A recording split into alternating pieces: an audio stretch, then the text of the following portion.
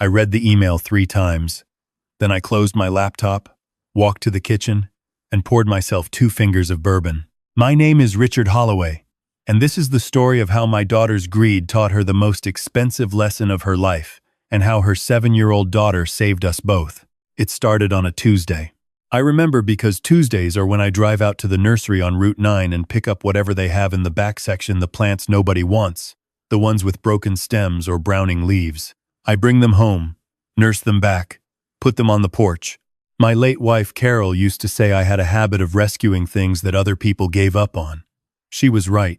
Turns out I should have applied that same patience to my own family. The email came in at 6:47 inches the morning. My daughter's name lit up my screen, and I felt that familiar warmth I always felt seeing it. Claire, my firstborn, 38 years old, a real estate attorney in Charlotte, married to a man named Derek, who sold commercial insurance and owned 3 suits that all looked exactly the same. They had a daughter, Emma, who was 7 and collected rocks and told me jokes that didn't make any sense but laughed so hard at them that I couldn't help laughing too. I loved my daughter. I want to be clear about that. Everything I did, everything that came after, came from that love. Not from anger, not from pride, from love and from the hard knowledge that sometimes the most loving thing a father can do is let go of the rope. The email was 4 paragraphs long, professionally written. I recognized the tone. Immediately it was the tone Claire used in contracts, not in conversations. The first paragraph was pleasantries. How was I doing? Hope the garden was coming along. Emma had lost another tooth. The second paragraph pivoted. It mentioned that she and Derek had been doing some financial planning and had spoken with a family attorney, not her firm, someone independent, about asset protection strategies for aging parents. The third paragraph was where my blood ran cold. She wrote that, given my age and the size of the property, it might make sense for me to consider transferring the house and certain investment accounts into a joint management structure, where she would serve as co-trustee with full authority to make decisions on my behalf. For my protection, she wrote, so I wouldn't have to worry. The fourth paragraph said she'd already drafted the paperwork. I set down the bourbon glass very carefully on the counter. I looked out the kitchen window at Carol's rose bushes, still coming up every spring without her, stubborn and bright and completely indifferent to grief. I thought about the house. This house, the one Carol and I bought in 1987 for $112,000 and spent 30 years turning into a home. The one where Claire learned to walk in the hallway, learned to ride a bike in the driveway, cried on the back porch the night her first boyfriend broke her heart.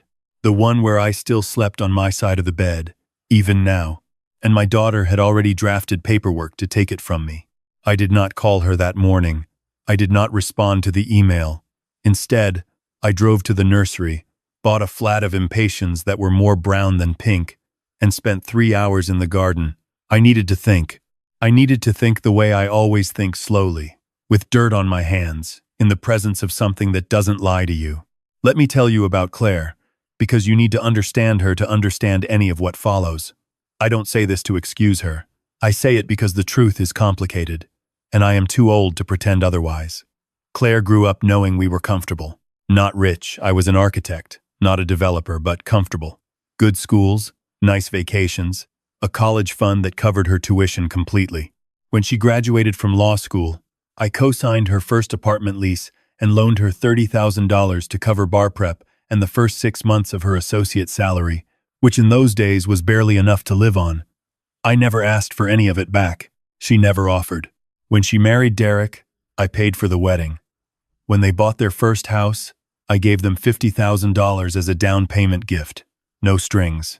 When Emma was born, I set up a 529 college savings account and put $10,000 in it the week she came home from the hospital. I did all of this because Carol and I had been given nothing. When we started out, we scraped for years, and I swore our children would have a different beginning. Claire had a different beginning, and somewhere along the way, I think she started to see my generosity not as a gift but as an obligation. Not as love freely given but as a resource that belonged to her by right. I didn't see it happening. Parents rarely do. I came home from the nursery and sat at my desk and did something I hadn't done in years. I called my college roommate, Gerald, who had retired from estate law in 2021 but still took calls from people he trusted. I read him the email word for word. When I finished, there was a pause on the line. "She hired someone to draft a co-trustee agreement without telling you first?" he said. "That's what it says." Another pause.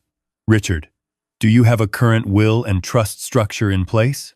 I told him I had a will from 2019, simple and straightforward house and remaining assets split between Claire and a few charitable organizations Carol had cared about.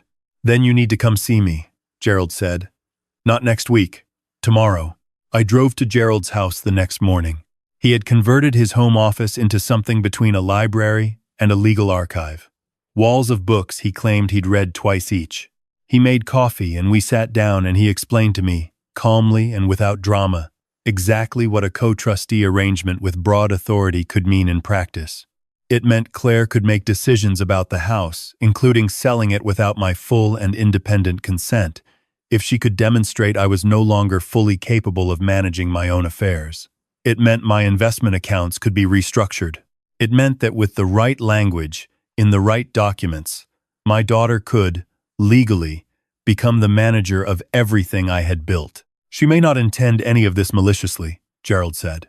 "People do these things sometimes because they're scared, because they see a parent aging and they feel helpless, and they reach for control as a substitute for care." "She wrote that she already drafted the paperwork," I said. Gerald looked at me over his reading glasses for a long moment. "Then we're going to draft some paperwork of our own." I spent 2 weeks with Gerald going through everything.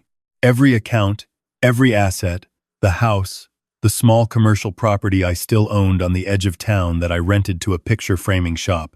We restructured everything into a revocable living trust fully in my name, fully under my control, with provisions that were crystal clear about succession and intent. I named Gerald as successor trustee, not Claire.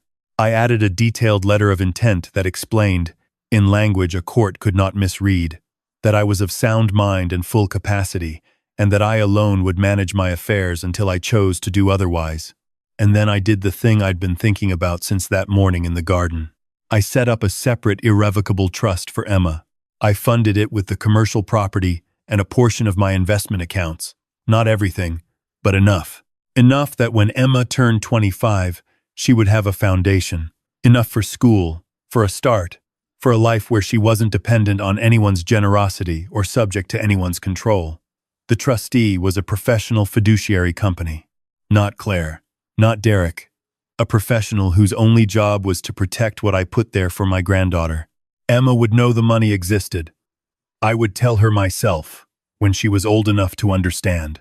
I wanted her to know that her grandfather saw her, believed in her, and decided deliberately, in full health, with full clarity to give her a future that no one could take away from her.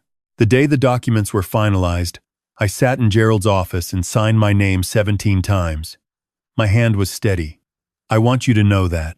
Not because I was unafraid, I was afraid, deeply afraid, of what was coming, but because I had spent 68 years building a life and a family and a sense of myself, and I was not going to let fear make me a smaller man than I had always tried to be. I drove home and called Claire. She answered on the second ring, warm and slightly distracted, the way she always was when she was at her desk. "Dad, I was just thinking about you. Did you get my email?" "That's why I'm calling," I said. I told her I had received the email. I told her I had read it carefully. I told her I had consulted an attorney and that I had restructured my estate. I told her that the house, the accounts, and the commercial property were now held in a trust under my sole authority and that I had designated a professional successor trustee. I told her that I did not need and would not accept a co-trustee arrangement. And then I told her about Emma's trust. The silence that followed was long enough that I checked the phone to make sure the call hadn't dropped. "You set up a trust for Emma that goes around me," she said finally. Her voice had gone very flat, the way it does when she's working hard to stay controlled. "I set up a trust for Emma," I said. "What it does or doesn't do in relation to you isn't the point. The point is that your daughter has a future that I've secured for her." "Dad," a breath. "I drafted that paperwork to protect you. You're 68. You live alone. What happens if something goes wrong? What happens if you can't manage things? Then the successor trustee manages things. That's what he's there for. A stranger. A professional, I said. Someone whose job it is to do exactly what I've asked, without other interests at stake. The breath she took then was sharp enough that I heard it clearly. Other interests. Are you saying I have other interests? Claire. I kept my voice even. I had rehearsed this part with Gerald, not the words exactly, but the steadiness. You hired an attorney to draft documents, giving you control of my home and my finances. You had them drafted before you spoke to me. I don't know what you intended, but I know what you did. She said my name again, and this time her voice cracked just slightly at the edge of it, and I felt the full weight of the moment, not anger, not satisfaction, just the terrible sadness of it, the sadness of a man who had given everything he had to a person who had somehow gotten lost along the way. I have to go, she said, and she hung up. She didn't call for 3 weeks. Those 3 weeks were the quietest of my life since Carol died. I worked in the garden. I drove out to see the framing shop tenant, a woman named Doris who'd been there 11 years and still apologized every time she called about anything. I had dinner with Gerald and his wife on a Friday night, and we talked about everything except what I was going through, which was exactly what I needed.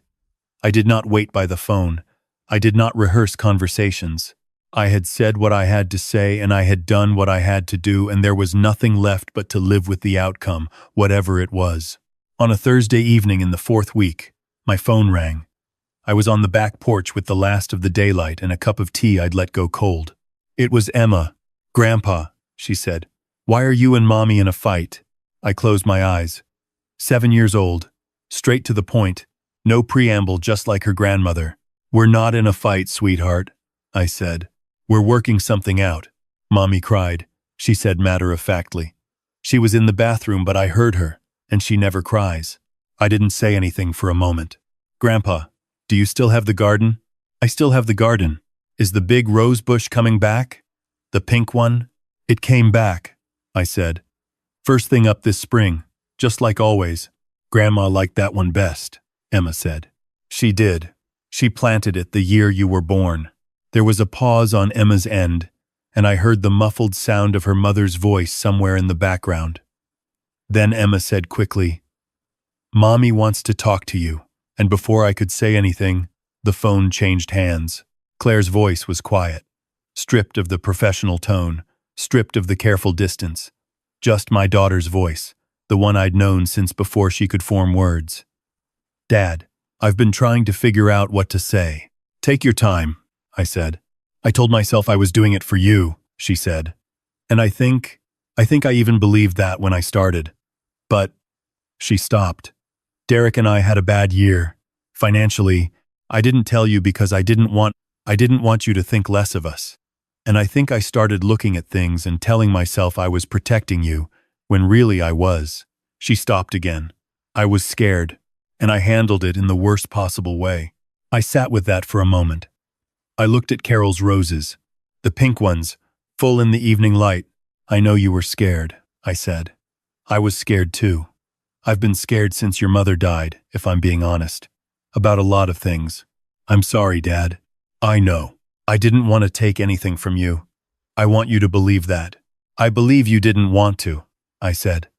I'm not sure you fully understood what you were doing. And that's the part that worried me most. Because the road to losing something precious is almost always paved with very good intentions.